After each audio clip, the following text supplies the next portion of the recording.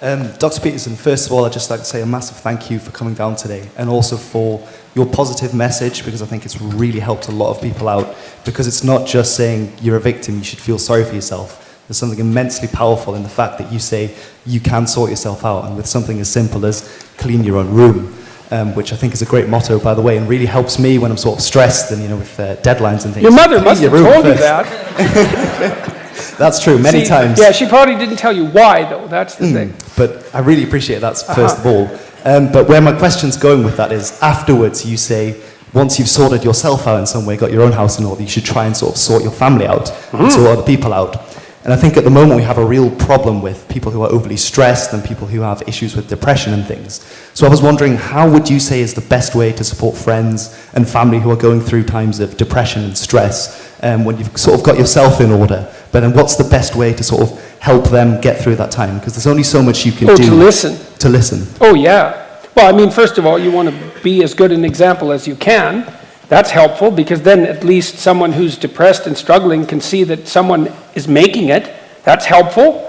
If you're drowning and you see someone swimming, then you can think that swimming might work. Maybe you remember to swim even, But listening, there's almost nothing better that you can do with people, period, than to listen to them.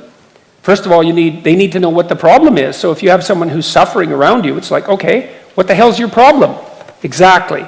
Well, I'm in pain. Well, let's hear some reasons why. You're going to have to flounder about, while you're guessing why you're miserable. Now and then you're in a bad mood and you can't tell why. Maybe you snap at the person you love and they say, well, what's up with you? And you don't really know. You're in a bad mood. And then you figure out it was something your boss said to you 2 days ago. That's short-term ignorance. If you're depressed and in a very bad spot, it might take you a very long time to articulate the reasons. And so that's helpful, just to have someone who will listen and allow you to suffer at the same time. Because a lot of what happens if you're trying to listen to someone who's in trouble is you want to produce premature closure for the suffering because it's unbearable, and you can't. You just have to listen to the person suffer. And that's okay in some sense, because that's their destiny. Not that it's not terrible, I'm not saying that, but you can detach from that. It's like, what do you think the problem is? What's going on in your life? What might it be? Well, I don't know. Well, guess. What could it be? Flounder about a bit. Let's get the cards on the table here. Well, that helps people figure out what the problem might be and what it isn't. Well, that's a start. Then you can maybe discuss what a potential solution might look like, but people have to formulate that themselves. So don't underestimate the utility of listening. And there's very many people who never have anyone listen to them ever. And it's really hard on them. They can't sort out their minds without talking, because that's how most people think. In fact, that's really how everyone thinks, although some people can also think on their own. It's very rare.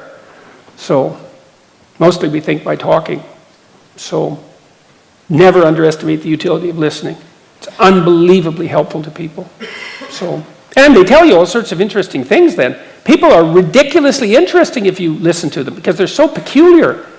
They're so strange and idiosyncratic. And one of the things I loved about being a clinical psychologist is I did, some of my days were 13 hours long, one person after another. It was like being in a Dostoevsky novel all day. It's like, wow, really? That happened? That happened too? Wow, that's terrible. How do you cope with that? And crazy stories constantly about, familial insanity of various sorts and misbehavior and crazy triumphs and weird goals and ambitions. And so the other thing too is that if you listen, then people get really interesting. So that's fun. So, if you're surrounded by boring people, it's not them, by the way. It's you. Right. Thank